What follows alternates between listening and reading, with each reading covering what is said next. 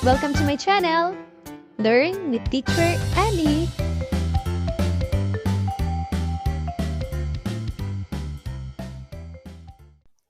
Matatag Curriculum, Reading and Literacy, Grade 1, Quarter 3, Week 3, and our topics are about vocabulary and word knowledge, comprehending and analyzing text oral, and reading fluency and reading comprehension. Let's start! Day 1. Narito ang isang panimulang gawain. Sagutin ang mga sumusunod. Paano napapanatili ang kaayusan sa komunidad? Sino ang mga taong tumutulong sa komunidad?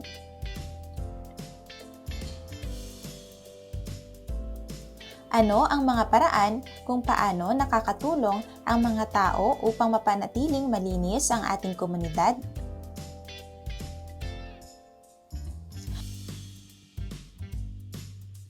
At sino-sino ang tumutulong sa pag-aalaga ng ating pamayanan?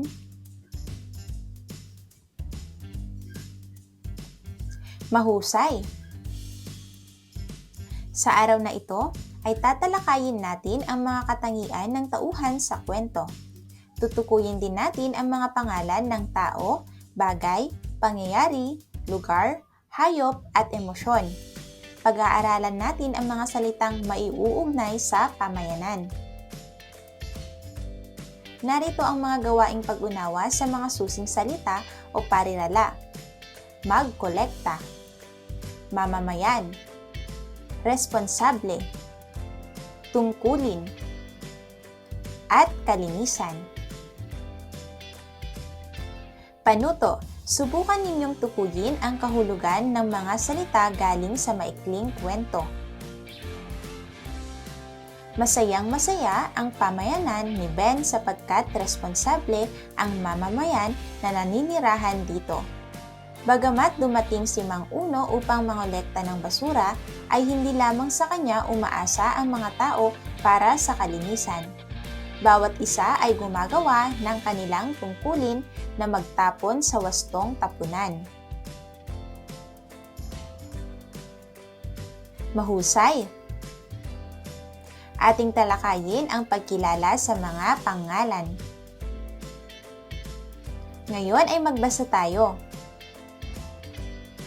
Ang ating babasahin ay pinamagatang Anand, isinulat at iginuhit ni Rajiv Ipye. Hello! Ako nga pala si Anand. Si Anand ay taga-kolekta ng basura. Kinokolekta niya ang basura sa buong pamayanan. Kapag nahuhuli siya ng kolekta ay nagagalit si Ginang Mas Karenhas. Gusto naman ni Tiyo Uni na nakukuha ang lahat ng basura.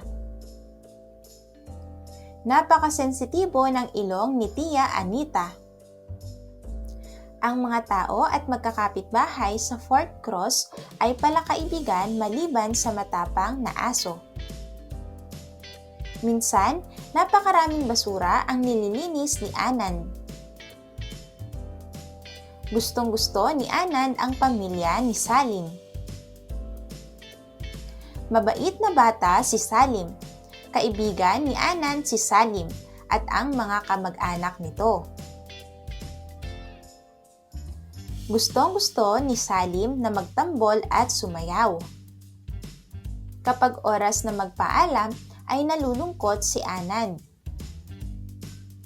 Paalam sa susunod na kolekta ng basura, sigaw ni Anand.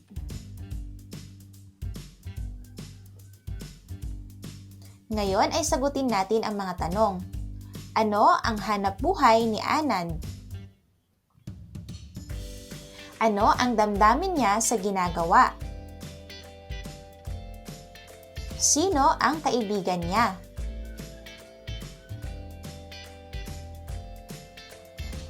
Ano ang hilig nilang gawin? At paano nagtapos ang kwento? Mahusay! Narito ang ilang pangyayari sa kwento. Sagutin ang mga tanong.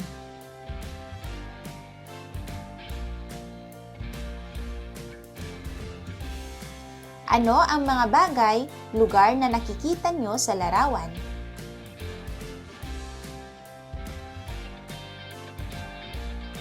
Mahusay! Tandaan na ang bawat tao, bagay, lugar at hayop sa larawan ay mayroong pangalan. Ngayon ay sagutin natin ang mga sumusunod. Paano ninyo ilalarawan si Anan? Ano ang damdamin ni Anan sa kanyang hanap buhay?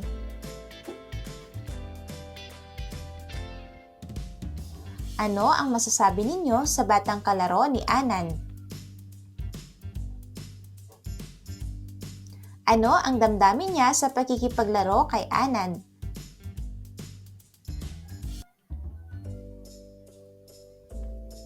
At paano ninyo ilalarawan ang mga mamamayan sa pamayanan ni Anan?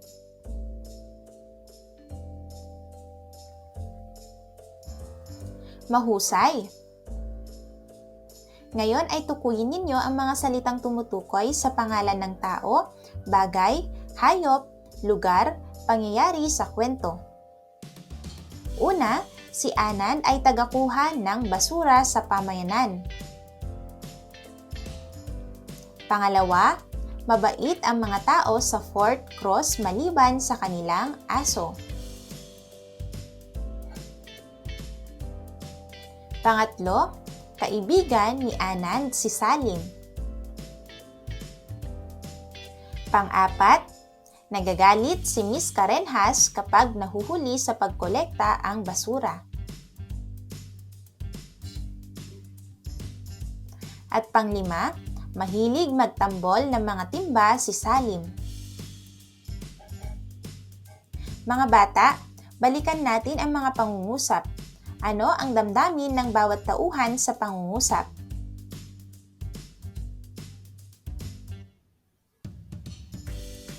Ngayon ay punan ang hinihingi ng bawat pangunahing ideya.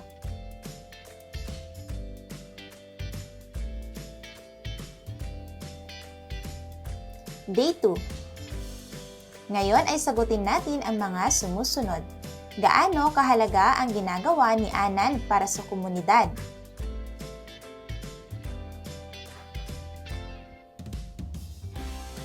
Ano ang mangyayari kung titigil si Anan sa kanyang ginagawa?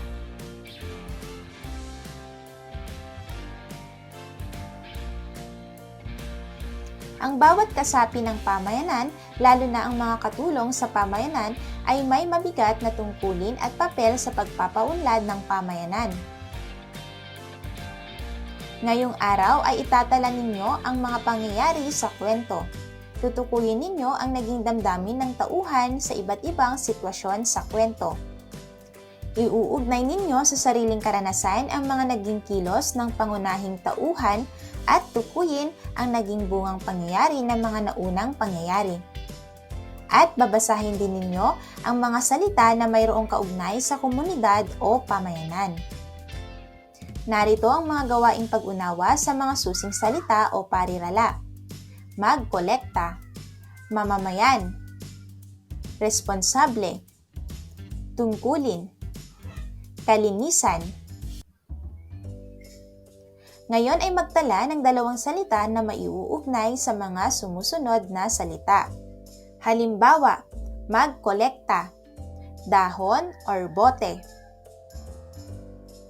Gamitin ang isang pares ng salita sa sariling pangungusap. Halimbawa, nagkolekta ng mga tuyong dahon ang mga bata upang makatulong sa janitor. Ngayon ay ating talakayin ang pagtala ng mga pangyayari sa kwento. Babasahin natin muli ang kwento. Sa aking pagbabasa, tandaan ninyo ang mga pangyayari upang matukoy ninyo ang naging epekto o dulot ng mga pangyayaring ito.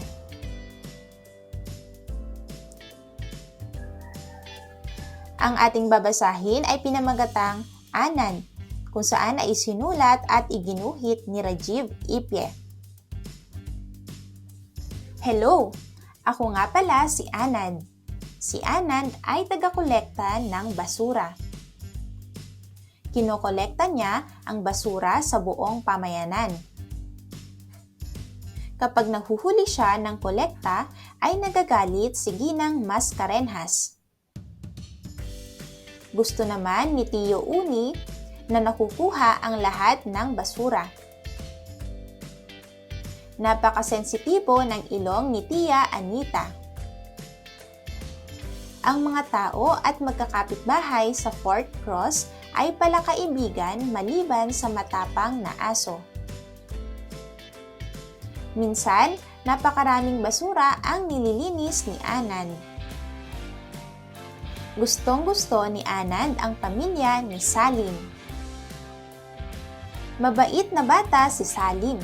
Kaibigan ni Anand si Salim at ang mga kamag-anak nito.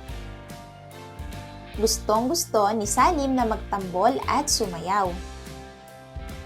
Kapag oras na magpaalam, ay nalulungkot si Anand. Paalam sa susunod na kolekta ng basura, sigaw ni Anand. Ngayon ay sagutin natin ang mga sumusunod. Ano ang natutunan ninyo tungkol sa pamayanan mula sa kwento? Bakit mahalaga ang pagtutulungan sa pamayanan?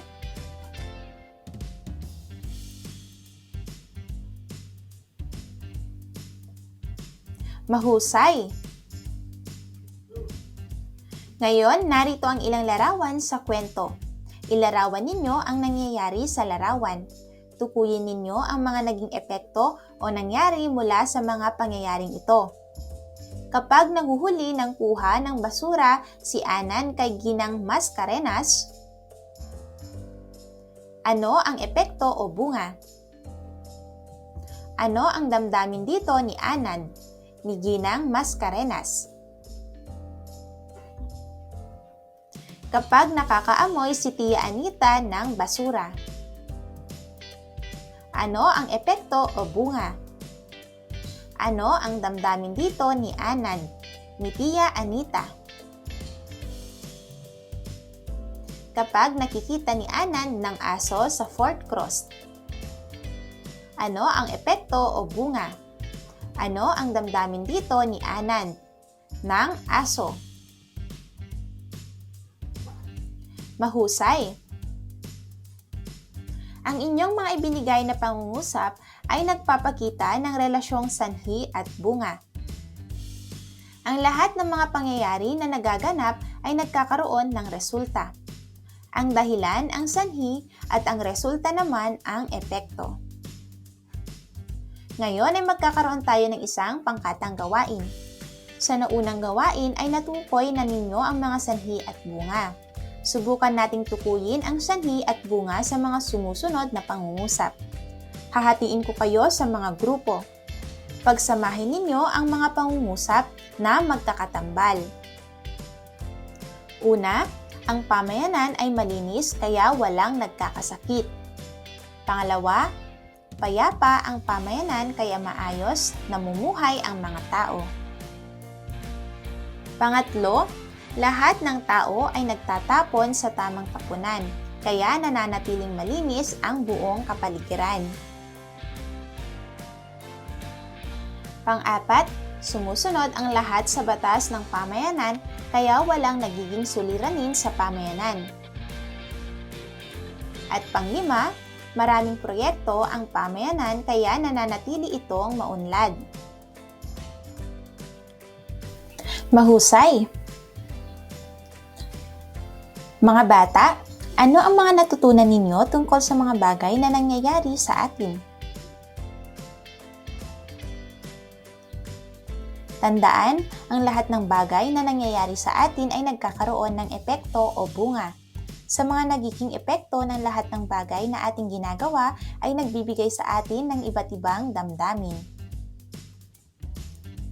Ngayon ay tingnan ang mga sumusunod na pangyayari. Isulat ang titik ng posibleng maging bunga nito.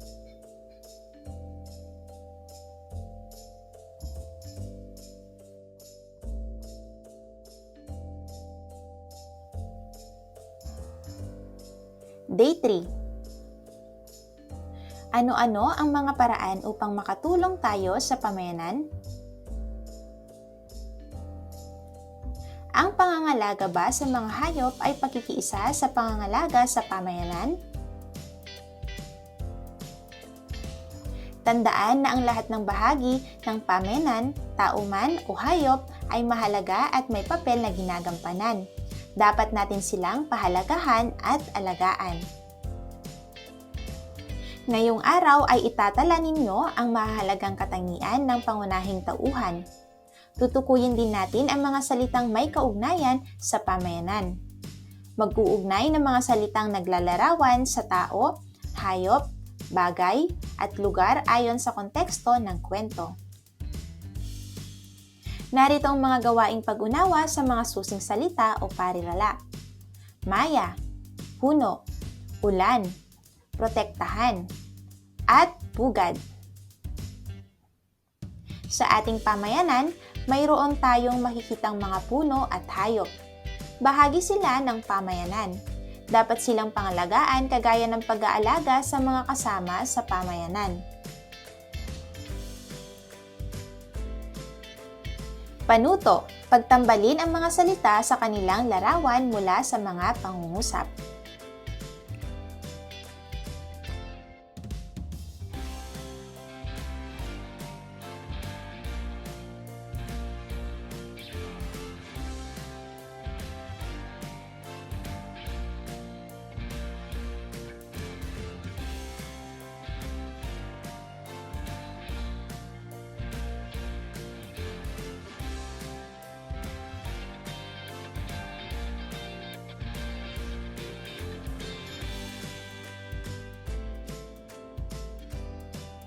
Mahusay!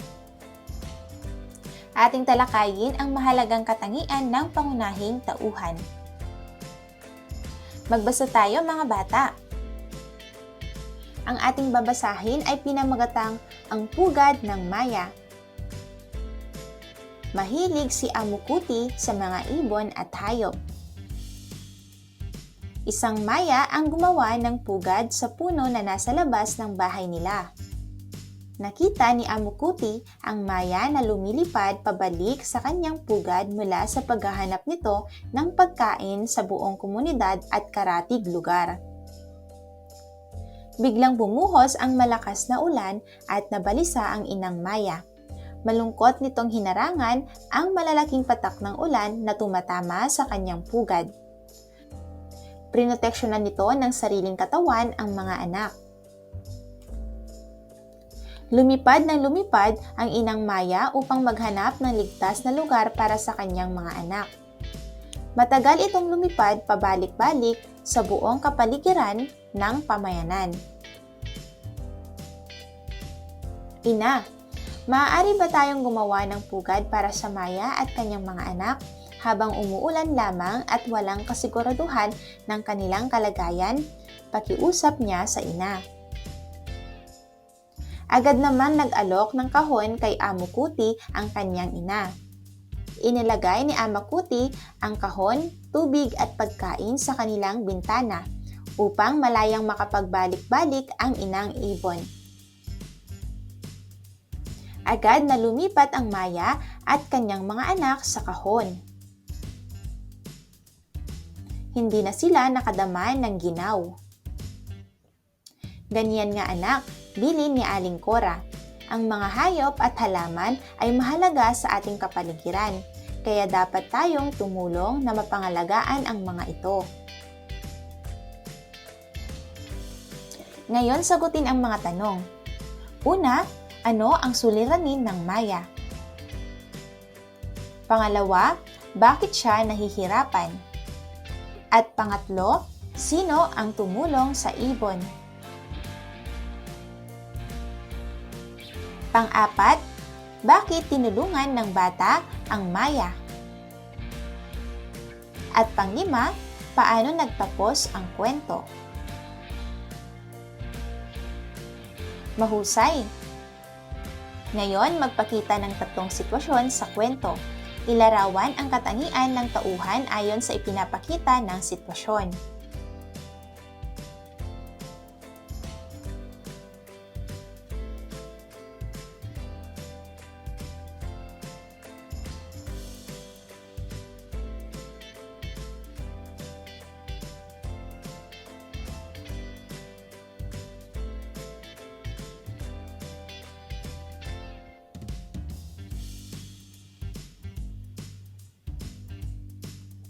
Mahusay. Ang mga damdamin na naibigay sa unang gawain ay halimbawa ng mga salitang naglalarawan. Narito ang ilang larawan mula sa libro. Ilarawan ang mga ito. Mahusay. Ngayon mga bata, sagutin naman natin ang mga tanong. Ano-anong mga bagay sa pamayanan ang ipinapakita sa kwento? Ano ang mga salita ang nakakatulong upang mas mapalinaw ang kahulugan at gamit ng mga salita?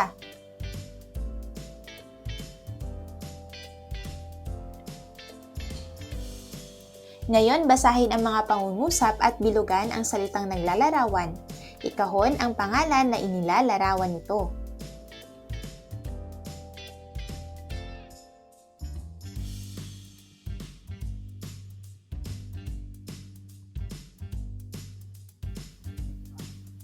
Day 4. Mga bata, naranasan mo na ba na mag-alaga ng mga hayop sa pamayanan? Ano-ano ang mga dapat tandaan sa paghawak o pag-aalaga ng hayop? Tandaan, sa ating pamayanan, mahalaga na papangalagaan din ang mga hayop upang hindi sila makasakit o makapagbigay ng sakit sa mga tao. Ngayong araw ay itatala ninyo ang damdamin ng tauhan sa mga mahahalagang pangyayari sa kanyang buhay. Tutukuyin din natin ang mga salitang may kaugnayan sa pamayanan. Magbabahagi din tayo ng mga karanasan na katulad ng sa tauhan sa kwento. Narito ang mga gawaing pag-unawa sa mga susing salita o parirala.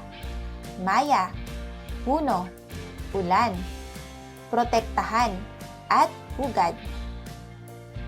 Panuto, magbigay kayo ng mga salitang naglalarawan sa mga salita sa talasalitaan. Mga bata, ano-anong mga larawan ang naglalarawan sa ulan? Ano ang mga salitang naglalarawan sa maya? Ano ang dalawang salitang naglalarawan sa puno? Ano ang dalawang bagay sa pamayanan na kailangan proteksyonan? At panglima, ano ang dalawang salitang naglalarawan sa pugad? Mahusay. Ating talakayin ang damdamin at karanasan ng tauhan sa kwento. Babasahin kong muli ang kwento. Sa aking pagbasa, unawain ninyo ang mga sitwasyon o pangyayari sa kwento. Tukuyin ninyo kung bakit nagpakita ang pangunahing tauhan ng mga katangian na naipakita niya. Ang ating babasahin ay pinamagatang ang pugad ng maya. Mahilig si Amo Kuti sa mga ibon at hayop. Isang maya ang gumawa ng pugad sa puno na nasa labas ng bahay nila. Nakita ni Amo Kuti ang maya na lumilipad pabalik sa kanyang pugad mula sa paghahanap nito ng pagkain sa buong komunidad at karatig lugar. Biglang bumuhos ang malakas na ulan at nabalisa ang inang maya. Malungkot nitong hinarangan ang malalaking patak ng ulan na tumatama sa kanyang pugad. Proteksyonan nito ng sariling katawan ang mga anak. Lumipad ng lumipad ang inang maya upang maghanap ng ligtas na lugar para sa kanyang mga anak. Matagal itong lumipad pabalik-balik sa buong kapaligiran ng pamayanan. Ina, maaari ba tayong gumawa ng pugad para sa maya at kanyang mga anak habang umuulan lamang at walang kasiguraduhan ng kanilang kalagayan? Pakiusap niya sa ina. Agad naman nag-alok ng kahon kay Amo Kuti ang kanyang ina. Inilagay ni Amo Kuti ang kahon, tubig at pagkain sa kanilang bintana upang malayang makapagbalik-balik ang inang ibon. Agad na lumipat ang Maya at kanyang mga anak sa kahon. Hindi na sila nakadama ng ginaw. Ganyan nga anak, bilin ni Aling Cora. Ang mga hayop at halaman ay mahalaga sa ating kapaligiran. Kaya dapat tayong tumulong na mapangalagaan ang mga ito.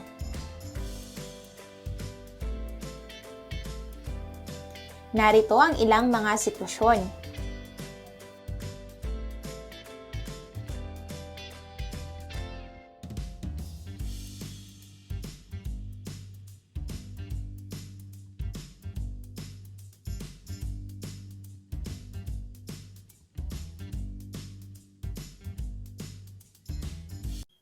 Mahusay. Tandaan na ang iba't ibang sitwasyon ay naghihikayat sa mga tauhan sa kwento na maglabas ng iba't ibang saloobin ayon sa nararamdaman nila sa partikular na pagkakataon. Ngayon, balikan ang kwento mula sa pagkita ni Amo Kuti ng kahon. Punan ang mga patlang.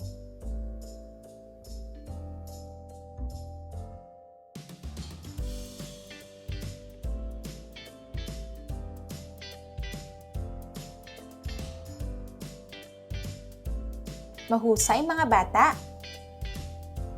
Tandaan, ang pagmamalasakit na ipinakita ni Amo Kuti ay kahanga-hanga sapagkat itinuturing niya na bahagi ng kanyang pamayanan ang mga hayop na naninirahan sa mga puno sa komunidad. Ngayon ay sumulat ng isang liham na naglalarawan sa mabuting loob ni Amo Kuti. Ang liham ay dapat nagpapasalamat sa bata sa mabait nitong puso.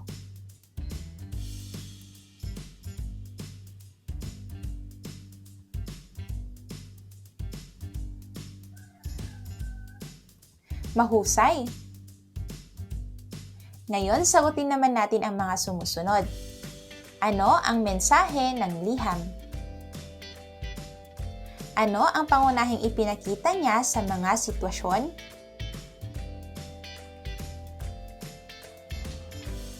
Mahusay! Mga bata, sa isang buong papel, magsulat ng mga salitang maaaring maglarawan sa ina ni Amo Kuti.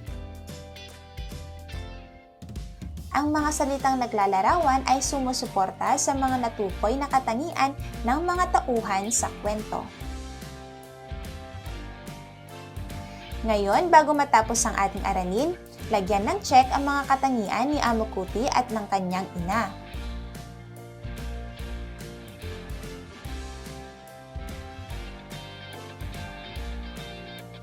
Day 5, Catch Up Friday. Mahusay mga bata! End of week 3. Thank you for watching! Also, don't forget to like, share, subscribe, and click the notification bell for you to be updated on our latest videos. See you on our next lesson. Goodbye!